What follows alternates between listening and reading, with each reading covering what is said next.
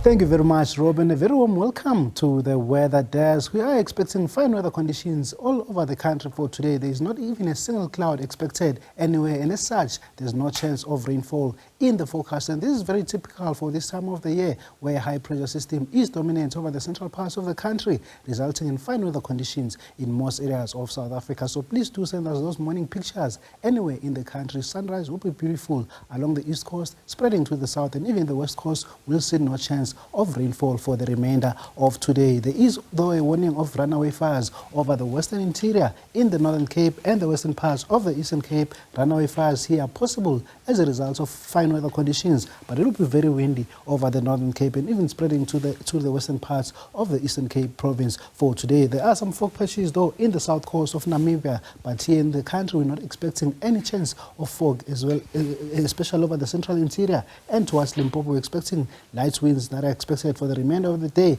but strong winds can be expected in the north coast of KwaZulu-Natal. These offshore winds will result in very warm conditions later on in the afternoon. But for this morning, temperatures are very cold over the central interior in the Free State. We're expecting a minimum of -5 for Bethlehem and -2 degrees over Bloemfontein. And this is very typical. As you can see, clear weather conditions will result in these warm conditions escaping into the open atmosphere. And further southwest, we're expecting a minimum of -3 over Sutherland, but temperatures are pleasant over Springbok at a minimum of 11 degrees, 5 degrees for Cape Town and George. Cold weather conditions all over the interior of the Eastern Cape with a minimum of 6 for Komani and 4 degrees over Makhanda. Along the east coast, pleasant conditions are only expected in Richards Bay at 14, but very cold conditions for Ladysmith in the interior at a minimum of 1 for this morning.